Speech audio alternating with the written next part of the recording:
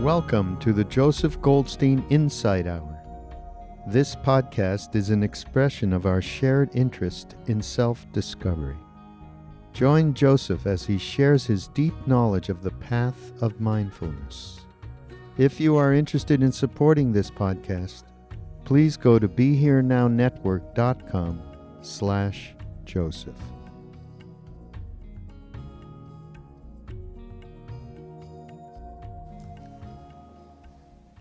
In one description of the Buddha's enlightenment, he's sitting under the Bodhi tree in Bodh Gaya, India.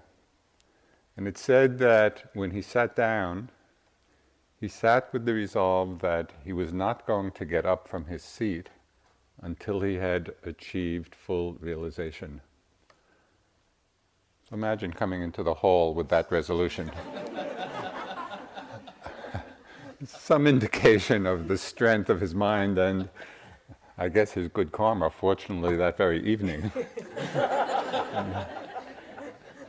So as you know, the legend has it, or the reality of it, as he sat under the tree and the night progressed, it said that different forms of Mara, and Mara is the embodiment of illusion or delusion or ignorance, the different forms of Mara appeared in his mind.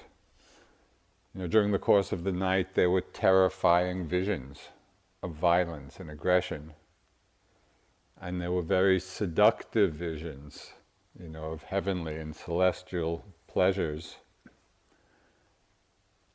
And then in a particular description, there's one line which for me captures the essence or characterizes the whole path of practice. Is a beautiful description of the Bodhisattva's mind, you know, in this situation. So with all these forces of Mara coming to confront him, it said, and the mind of the great being was not moved. You know, just the image of that is sort of like a mountain sitting. You know, the mind of the great being was not moved. And not moved here is in the sense that Gina spoke so clearly about last evening, in terms of being non-reactive. Right, the horrible things were arising, the beautiful things were arising. His mind remained non-reactive, unmoving. And this line can really be the reference point for all of our practices. Because as we go through the day and are watching and being with our various experiences, in whatever posture we're in whatever activity we're engaged with, we can look and investigate what does have the power to move our minds. You know, what does have the power to agitate our hearts?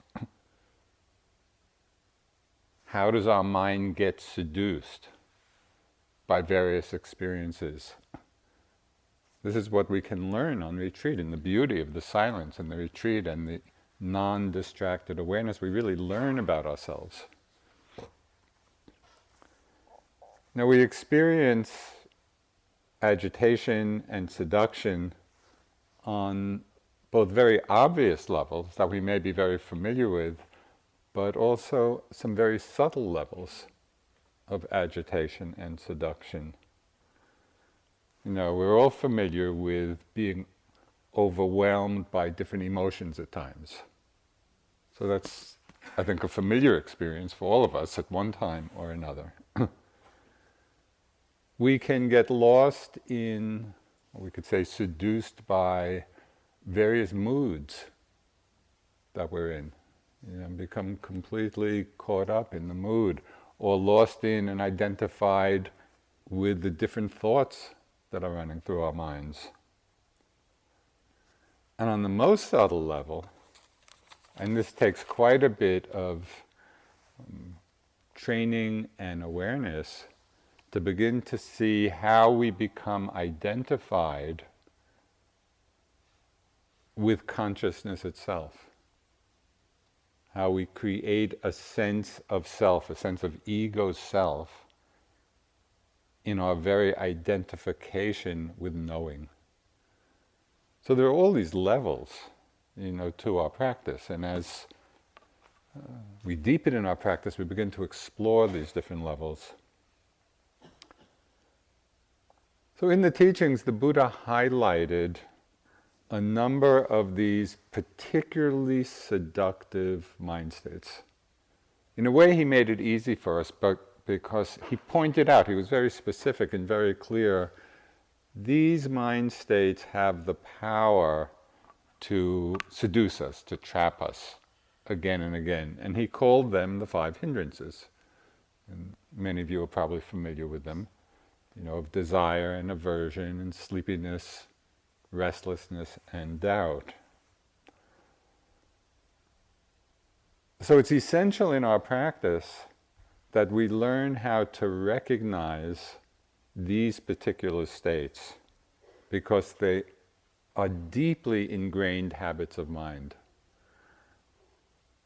I mean, for me it's both,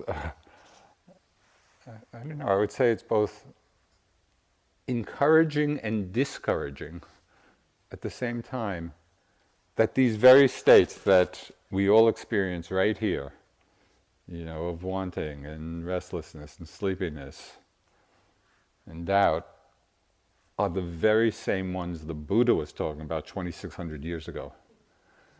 So these are universal patterns, deep neural pathways in our brains. So we need to explore, we need to really learn about them, because otherwise they dominate our lives. So we want to both explore the nature of these hindrances. What is each one like? How does each one manifest for ourselves in our own experience? And we also want to investigate, what is it that makes them so alluring? Why is it that we get caught again and again and again? So we can see that. We can really explore our own minds and discover this. What's a very helpful perspective as we explore these patterns in the mind, these hindrances, is to see that even though they may feel very personal to us, they are not personal, they're impersonal. These are universal habit patterns of everyone's mind. And so if we see it, if we take it out of the personal, first it helps us to disentangle a bit, and secondly, it then provides us with the understanding that right in the time of experiencing one of these hindrances, that is exactly the place where we can see for ourselves, explore for ourselves, what is ignorance, what is awareness, what is delusion, what is wakefulness. Right in the time of their arising, if we bring mindfulness to them, we're right at the heart of what it means to awaken, to wake up.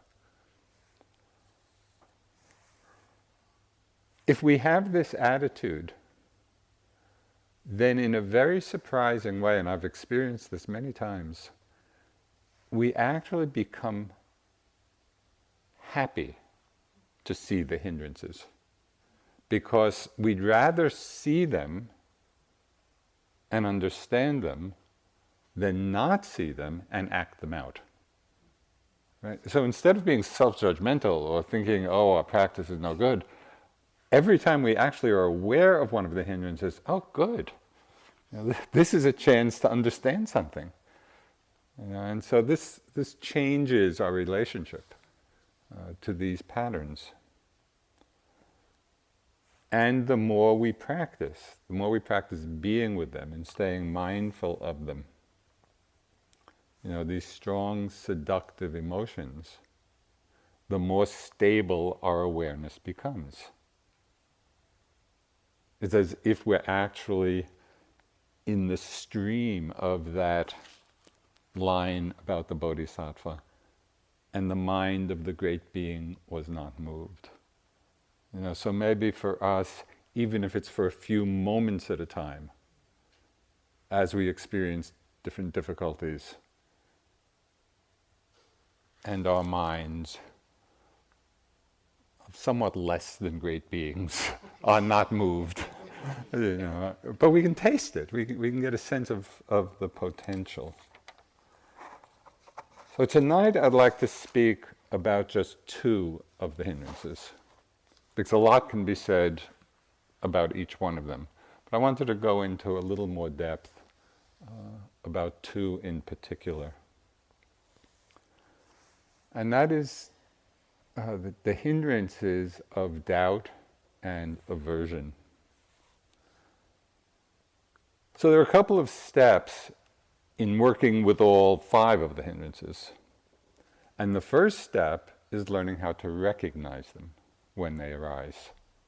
Because often these mind states will slip in and we don't even know they're there.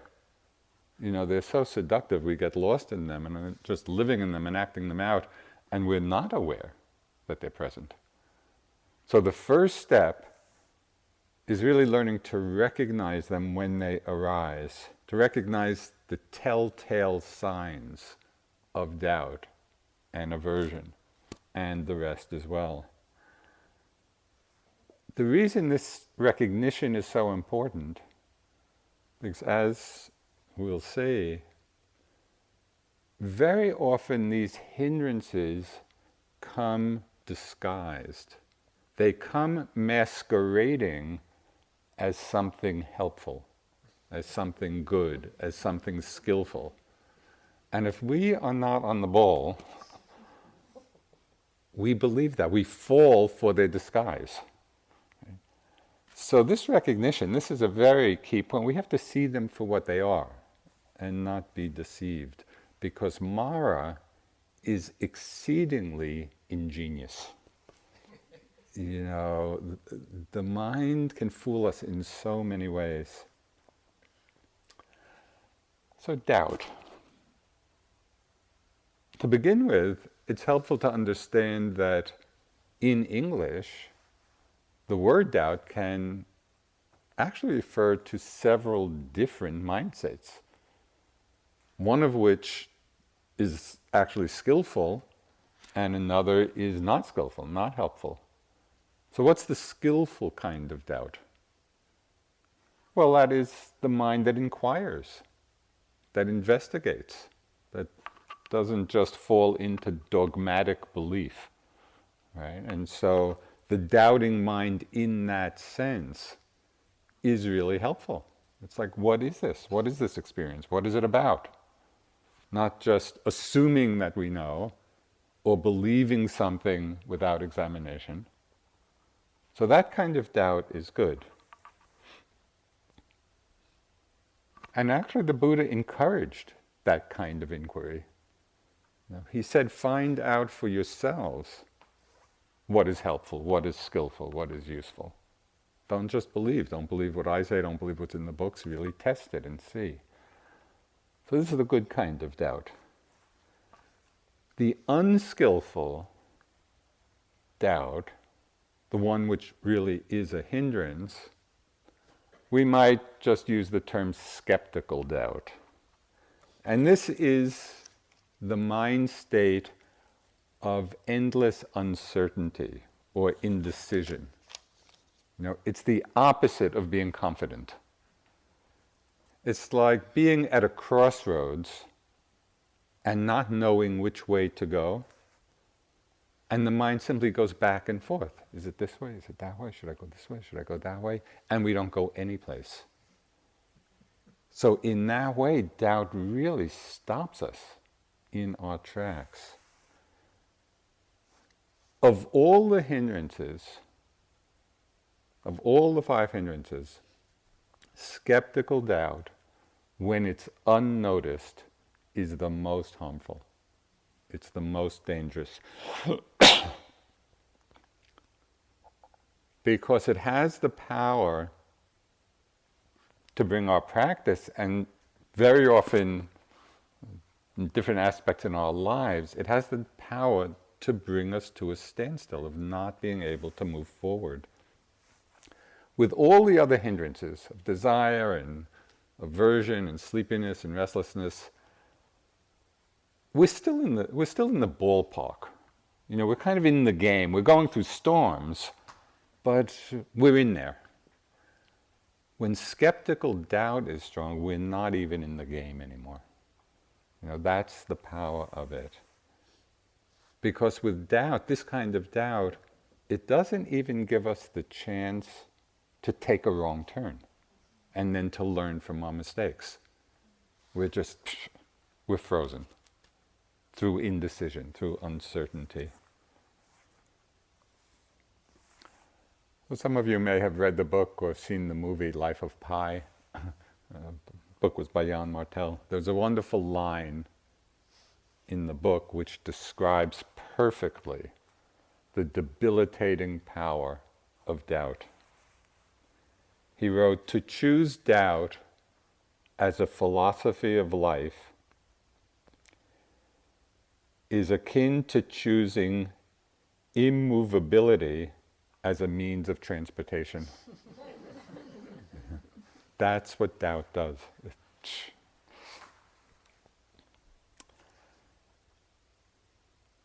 So although all of us have some degree of confidence in the Buddha's teachings, or we wouldn't be here, right? So there's some level of confidence that we all have. But still, doubt can operate.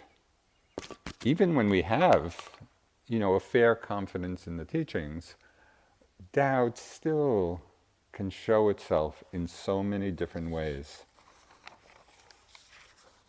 It can take the forms of doubt about the meditation practice. Now, for all of us, at different times, difficulties are going to arise in our meditation. Okay, you've been here now, full day, day and a half. Has anybody been here without any difficulty at all? Something or other, disturbances in the mind or the body hurts, or something or other. Difficulties are part of the path. They're an inevitable part of the path. This is normal. But when these difficulties arise, if they're not correctly understood, they can lead to doubting thoughts. Lead to doubting thoughts about what method of practice we're using. Different kinds of questions. Gina referred to a few of them this morning. What am I doing here? That's not an uncommon thought. What does sitting here, watching my breath, or feeling the movement in a step, what does this have anything to do with all the suffering that's in the world? What is the connection? So that kind of thought can easily arise. Or we might start comparing practices. Many of you have probably done different practices, different kinds. And so maybe I should be doing Tibetan chanting. Or maybe Zen. Zen really has it. No sloppiness there. They get right to it. Or maybe Sufi dancing would definitely be more fun. So as we're sitting, struggling with the different difficulties that are going to come up in the practice, so these doubting thoughts are not uncommon, where we start comparing and wondering and doubting. Or even within one tradition, even just within this tradition, doubting thoughts can arise. On one 3-month retreat, there was one yogi. This was the most extreme case that in over 40 years of teaching I've ever come across. For 3 months, this yogi could not make up his mind whether to do metta practice or Vipassana practice? And we tried everything. We said, oh, well, just do Vipassana. And okay, he would do it. But the next interview, oh, maybe I should do metta. Okay, that would be great. Metta is a great practice. Do metta. Next, no, maybe I should be doing Vipassana. This went on for 3 months. It was amazing. It was an amazing manifestation of the doubting mind, and just couldn't unhook from that indecision. Some people, well, should I be feeling the breath at the abdomen or the nose? Oh no, the abdomen's better. Oh no, maybe it's better up here. So that's the doubting mind. Should I practice a narrow, focused awareness on the breath? Or should I practice an open, choiceless awareness? Should I be making a heroic effort? This is a rare opportunity. You have these days here, enlightenment or bust. Or should I relax? Should I really just take it easy? I've been working really hard in my life. Let me just chill out. All of these questions actually in themselves are fine. Each one of them. There's nothing wrong with any of those questions. It's when we get caught in the cycle of endless questioning, of endless doubt, never coming to a resolution, never resolving it for ourselves. That's what's in a problem. That's when it's a problem, because then we're not doing anything. We're not doing either one or the other.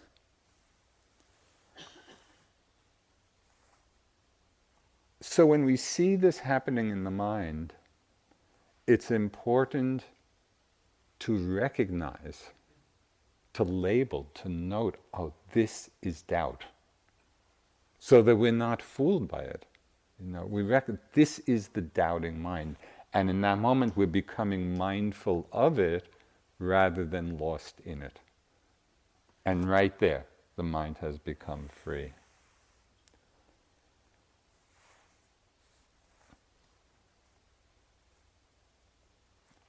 Perhaps even more ingrained as a pattern than doubt about practices or doubt about particular techniques, even more deeply ingrained for many people is the habit of self-doubt. We may have faith in the practice, in the technique, in the method, but we doubt ourselves. And this could take the form of thoughts like, am I doing it right? Or I'm not doing it right. Or I can't do it. It's too hard. It's not the right time. There are so many other things going on in my life. And so all of these thoughts come which are undermining. Right? We're doubting our capacity to do the practice. Sometimes external situations can trigger self-doubt or even feelings of unworthiness. And these can be so easily triggered. It's amazing how sensitive the mind can be and how easily it can fall into that form of self-doubt. So during the 3-month retreat, we put up the interview groups, and they're in 4-day cycles. And so people are seeing 2 different teachers every other day. So there's a chart. And after each person's name, there's where there's the time and the day, there's a letter. After some people's name, there was an A, some people B, some people C, some people D.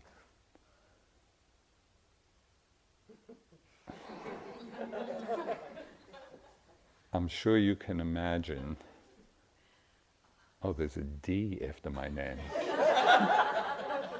That person has an A after their name. It can drive people into a tailspin. All that the letters represented were which day of the cycle people were being seen. A and C were Monday and Wednesday, B and D were Tuesday and Thursday. That's all the letter meant. But the mind has such a tendency to interpret, right, without information. So that's just kind of another extreme form of self-doubt, where we might feel unworthy. We personalize what's impersonal.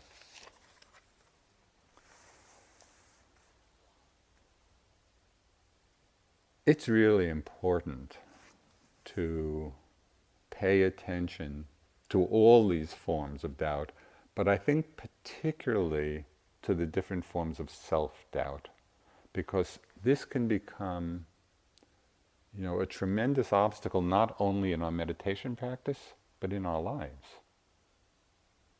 If self-doubt is strong and unnoticed, it really becomes a debilitating force in our lives. It undermines us, continually holds us back.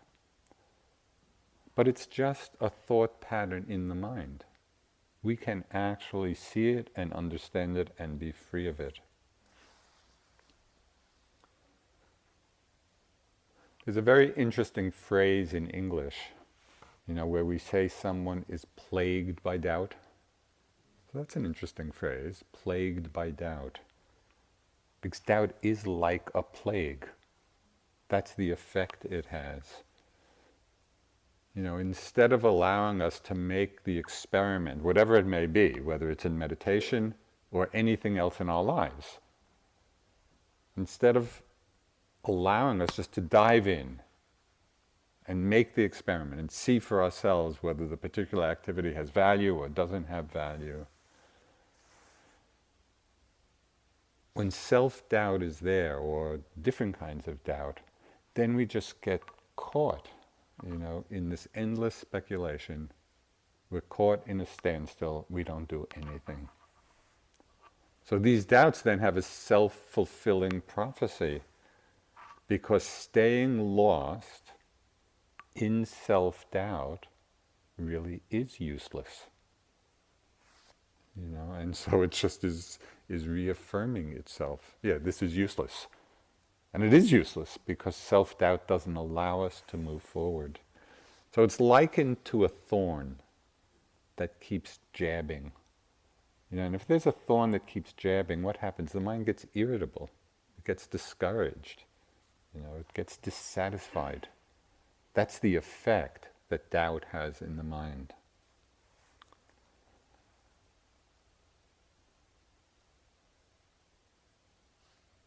Sometimes doubt comes from deeper feelings of unworthiness, and this can be a deeply conditioned pattern for a whole variety of reasons, in our lives where we don't feel worthy. So His Holiness the Dalai Lama had some really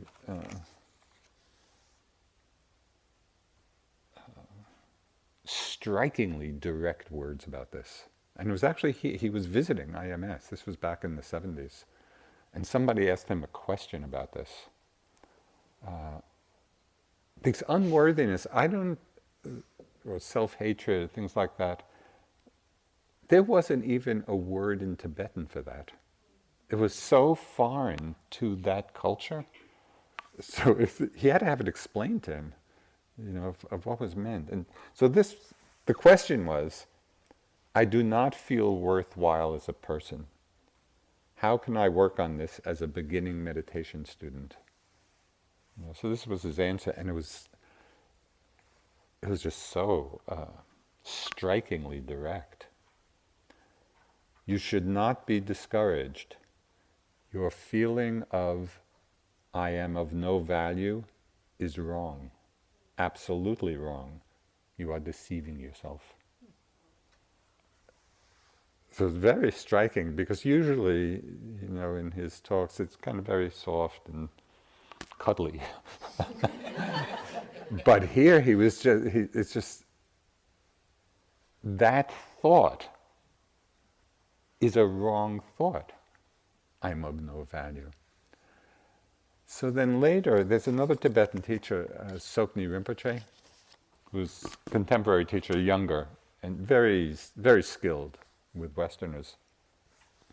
He was talking a little bit about this feeling of unworthiness, that so many people feel. And he made an interesting distinction, kind of building on what the Dalai Lama said. He said, the feeling is real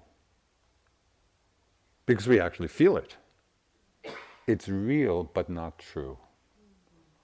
And I thought that was a very good way of understanding it. So we're not denying that the feeling is there, because we all do have it at different times. And it may be part of our experience, this feeling of being unworthy or not good enough or self-doubt.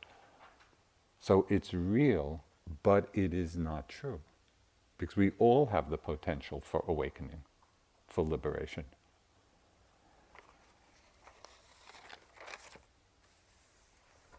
Okay. The Buddha highlighted the importance of working with these hindrances. I've been talking a lot about doubt, but this is true of all the hindrances. The Buddha spoke very directly to how important it is to bring mindfulness to them. He said, when we attend to the hindrances carelessly, they cause lack of vision, lack of knowledge, are detrimental to wisdom, tend to vexation, and lead away from nibbana, from enlightenment.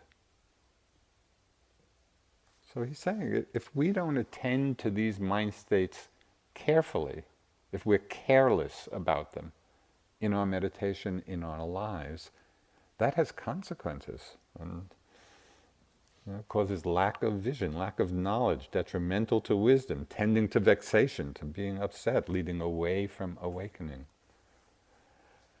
So given all that, we may wonder, why is it that we get so caught up in them? If they have such a negative impact on our lives and our understanding, what is their seductive power?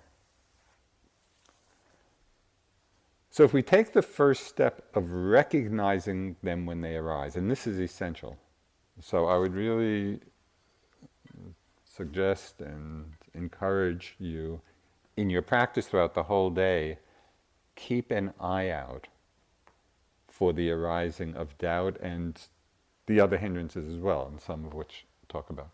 But really keep an eye out for their arising, so you recognize them. Oh, that's doubt. That's doubt. So that's the first step. The second step is then understanding why the doubt is so seductive. Why do we believe it? We begin to see that the great allure of doubt is that it comes masquerading as wisdom. We hear this very wise sounding voice in our minds. It sounds so reasonable and so valid and so true that we believe what it's saying. What's the point of doing this? Maybe some other time. I don't know. Aren't we already enlightened? Or I'm so hopeless. I'm really hopeless. I can't do this. I'm the world's worst meditator.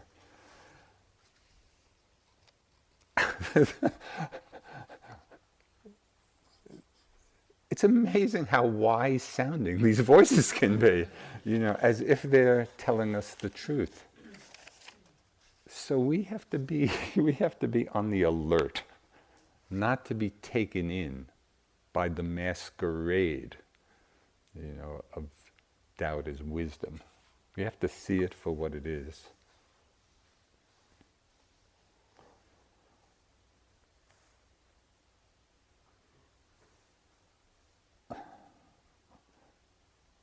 I'm doing a little editing here. I'm going on and on about doubt. I want to get to aversion.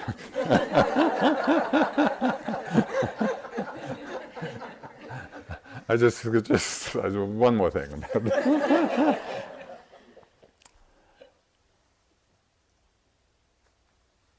If we can learn to really recognize it and see it and not be fooled by it, right in that moment, in the moment of seeing doubt as doubt. Oh, this is a doubting thought. Right in that moment we're awake. Right in that moment we're aware. We see, at least for that moment, the empty, insubstantial nature of doubt. And that's tremendously liberating. And maybe at first we just see it for a few moments and then we're caught again, but if we keep practicing seeing doubt as doubt, we can really free our minds from this particular pattern. And it's tremendously enlivening, not only of our meditation, but of our entire lives.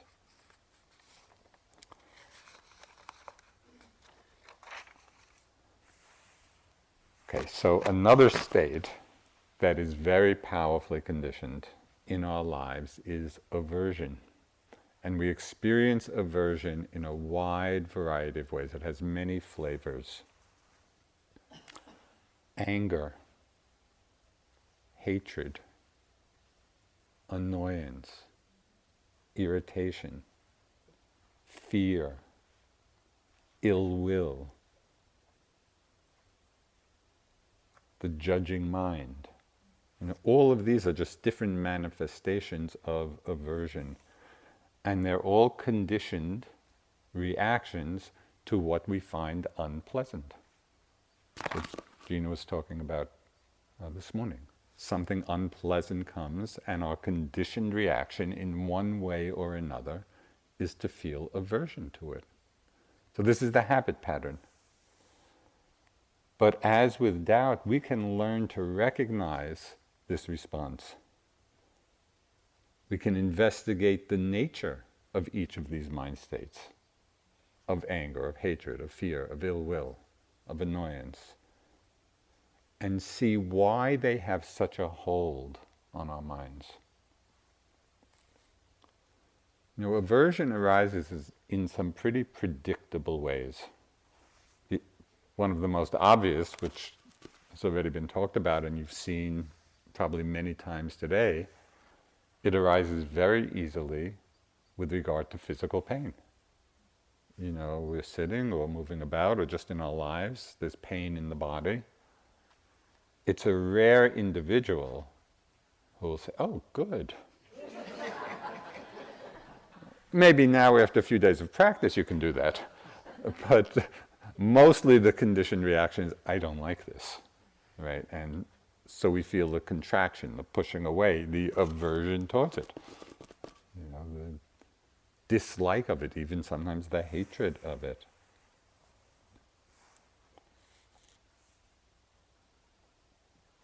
And we can pick up the aversion, we can notice the aversion, even if we don't catch it immediately as a mind state, but you can feel it, or a signal that it's there is when you feel that contraction of the body in response to pain. Don't you feel that? There's some kind of pain, and whether on an obvious or subtle level, it's like we tense against it. We don't want to let it in. We don't want to experience it, to feel it. That's an indication of the aversion in the mind, not liking it.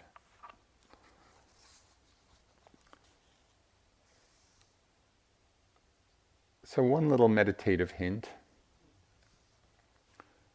What I'm about to say can save you lifetimes of suffering. And this is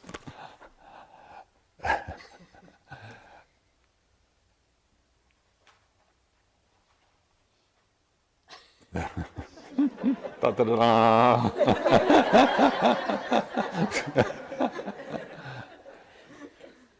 When you're struggling, whether it's in meditation or in anything else, struggle means one thing. Struggle means that something is going on that in that moment you're not accepting. Because if you were accepting it, you wouldn't be struggling. Now, you don't want to misinterpret this in the sense, acceptance does not mean not doing anything about it. Acceptance means we're there and we are connecting with what's there in an open way. We're actually feeling it, experiencing it, and then seeing what should be done about it. But the sense of struggle itself, and this comes up, and I'm speaking a lot about meditation because it comes up so frequently. When you're sitting or even walking and you feel like you're struggling in your practice, take a look. Just settle back and ask yourself the question, okay, what is it that I'm not open to? It might be a physical pain. It might be a certain unpleasant emotion. It might be the fact that your mind is wandering a lot. The mind is struggling because it's not accepting of that. So there's a youngish Burmese teacher who's become quite popular in these last years in the West. His name is Sayadaw U Tejaniya. And he has a very down-to-earth and common-sense approach to meditation. He says you have to accept and watch both pleasant and unpleasant experiences. You only want pleasant experiences. You don't want even the tiniest unpleasant experience. Is this fair? Is this the way of the Dharma? So he's just pointing out that life consists of pleasant and unpleasant.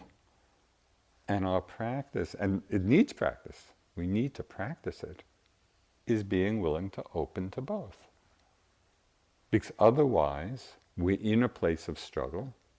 Otherwise, we're reinforcing and strengthening the pattern of aversion, of anger, of hatred, of dislike, of irritation, of annoyance. So in working with the physical pain in the body, and it takes practice. When I first started sitting, when I first went in there, this was a million years ago, I couldn't sit for 5 minutes cross-legged. The pain was so intense and I didn't have any concentration and I was struggling a lot. It took a long time to really settle in, and slowly the ability to be with unpleasantness, that ability slowly and gradually grew over time. There's still a lot more to do as well. So you want to understand it as a practice, but as an essential practice. This is part of what we're doing here. So we can see aversion arise very clearly with respect to physical pain. We can see different forms of aversion arise when we think about, unpleasant situations or things that have happened in the past that were unpleasant, some event. We think about it and then we get angry or annoyed or irritated. And this is common. You're just sitting here minding your own business, feeling your breath, and then all of a sudden you'll remember something that was difficult. In the mind, all of a sudden the aversion is there, the anger is there, the ill will is there. What's really happening in that moment? We're getting angry at a thought. We're not in the situation in the moment. What's happening is a thought is arising and we're getting angry at the thought. So my first teacher, Munindraji, he had a wonderful line. He said, "The thought of your mother is not your mother. It's a thought." The thought of anything is not the thing. It's a thought. And this is not to say that thoughts aren't useful, and we use them and we can use them skillfully, and we need to. But we want to understand what they are. We can also get angry at imagining things in the future that haven't happened. I had the most interesting example of this. This is quite a few years ago. we were about to have a board of directors meeting, and there was some contentious something. Gina was president of our board for a while. I don't know if it was during your time or not. But anyway, it was just one of those meetings where I knew there was going to be some disagreement. So I was walking the loop. I was just going for a walk around the loop. And I was anticipating this discussion. So I would have this thought in my mind, and it was so amazing. Just the thought of the anticipated discussion, in that moment, anger arose in my mind. And it was so surprising to me of just what's going on here? How did this happen? That I kept purposely having the thought just to watch the anger arise. Because it was fascinating to me, just this connection between thought and emotion. What's going on in our systems? That here there's a thought, and just in the moment it can trigger a very strong emotion. So it's really interesting to watch that and to see how in many cases we are getting angry or upset about things that have not even happened. We're just thinking they might happen. So in talking about all this, it's also extremely important, and I know you know this very well, is to understand that powerful emotions can sometimes be conveying very important information for us. So it's not to say that we shouldn't be having them. That's not what this is about. Because sometimes there may be a strong feeling of anger or outrage, at injustice or at oppression, or about a lot of things that need or some situation in our lives where boundaries need to be set in some way. So sometimes these strong emotions are actually conveying important information for us. So we want to understand that, but can we be mindful enough of our experience, mindful enough of the emotion, of understanding it, so that we see it, we take the information, but are not overwhelmed. We don't drown in the emotion, so that we can actually act effectively, act in a way that's not harmful to either ourselves or others. So there's a lot of subtlety in terms of understanding, especially this particular hindrance, of aversion or anger, and to see those situations when there's something we need to pay attention to, but then to use the energy of it skillfully and wisely and compassionately. So there's a lot here, you think you're just sitting here in, out, in, out, in, out. But really, sitting here, it's your whole life. It's your whole life is manifesting. The life of your body, the life of your heart, the life of your mind. And the beauty of a retreat is you have nothing else to do except to observe it all. I mean, what a gift. It is a real privilege, in this world, to have the time to be doing just this, to be understanding these elements of ourselves in our lives in such a careful way.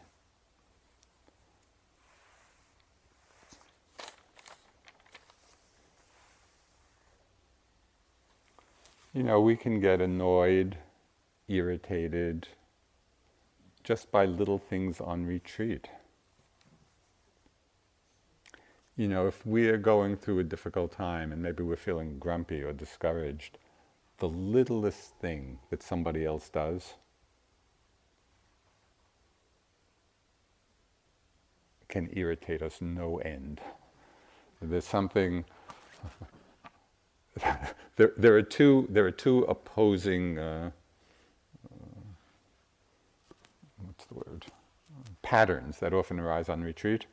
On the one side, there's often the Vipassana romance, where people just fall in love with somebody. They don't even know them, they haven't spoken to them, but, already in your mind, you're married, you have kids. But the other side of that is the Vipassana vendetta, where there's one person or more on the retreat who just drives you crazy. You don't like the way they walk, and you don't like anything. Whatever they do, you get irritated. Again, you don't know them, you haven't spoken a word to them.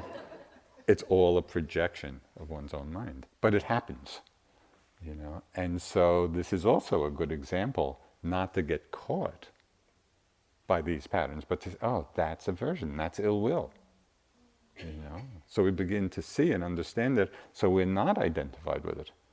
We see it as just a passing thought in the mind. We really can free ourselves.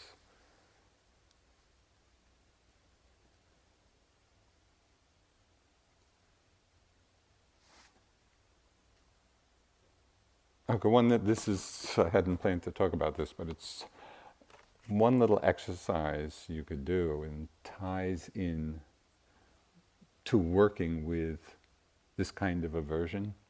When I was on retreat, I'd done many retreats here, as a yogi. And on one retreat, I noticed that every time I walked into the dining room for a meal, my mind would have a comment about every single person. And mostly judgmental. Whatever. But and it was ridiculous. It was totally ridiculous. But that's what the mind was doing. So then I realized that all of those kind of aversive type thoughts, they were all being triggered because I wasn't being mindful that I was seeing. Because all of those thoughts came from I was seeing different people. So what I decided to do, every time I went into the dining room, all I would note was seeing. So I was just staying very mindful just of the bare seeing. Those judgments all disappeared. It was amazing. Something that felt like such a strong habit pattern of mind. As soon as I saw what the cause was, what was feeding them, this is what we can explore. We actually can free our minds from these patterns that cause so much suffering, either big or small, to ourselves and others.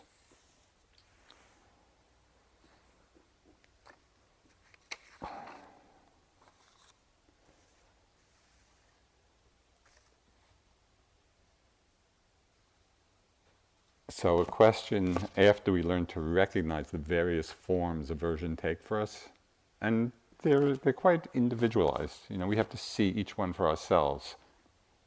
What form does our aversion take? But then it gets interesting to ask the same question as we did with doubt.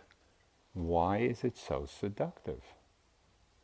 It doesn't feel good, to be angry or to be filled with ill will or judgment. So why are we seduced by it again and again? So one of the great seductions of anger and of ill will, not in every case, but this is one of the big ones, is the very sweet feeling of being right. We justify the anger to ourselves because we feel right. Look at what that person is doing, and we're so caught up in our own sense of rightness. The Buddha described it so beautifully. He said, anger with its poisoned source and honeyed tip. It does have that honey tip. When we're feeling kind of self-righteous in our anger, there's a kind of, we feel energized by that. But we're not seeing the suffering, of the source. When we're filled with anger, even though we're justifying it to ourselves by that honey tip, by being or feeling right, we're missing the fact that we're the ones who are suffering. It's like holding on to a hot, burning coal.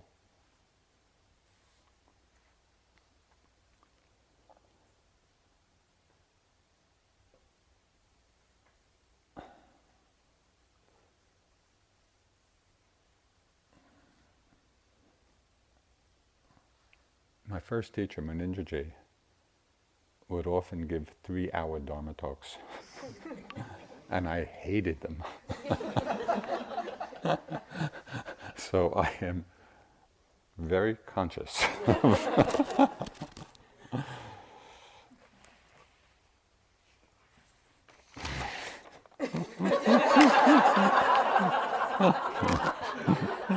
There's definitely another hour here.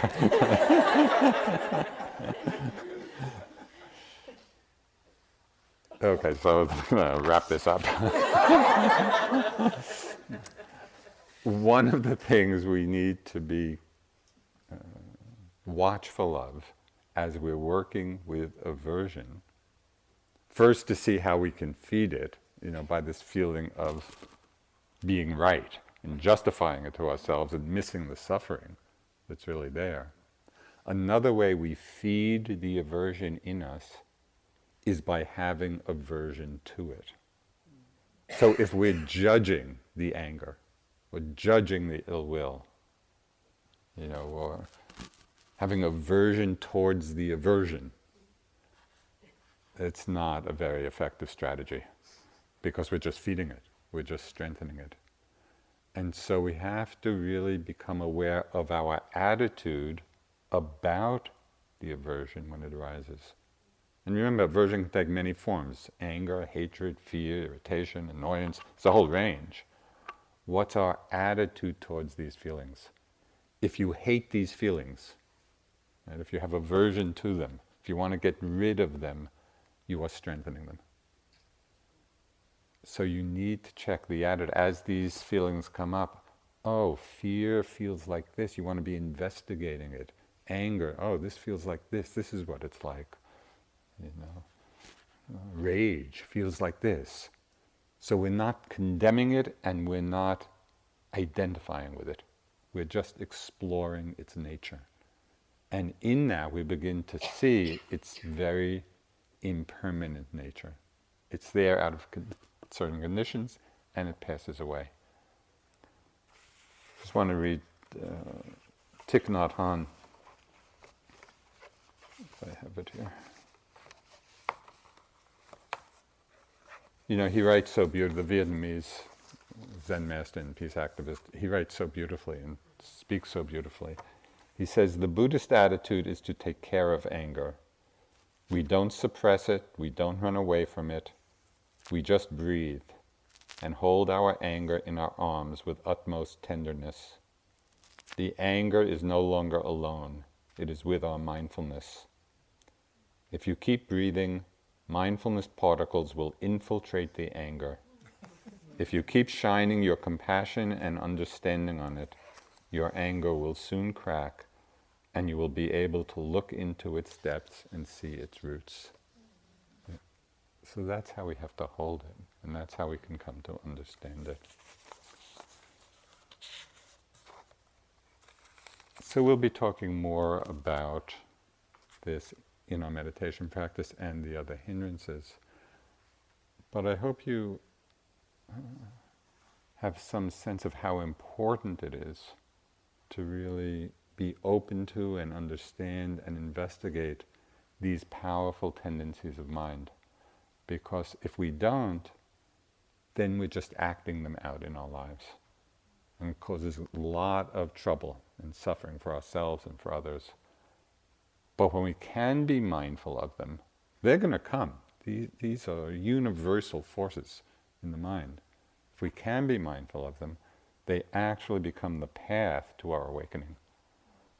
And that's really what our practice is about. Thank you. just sit for just a moment or two.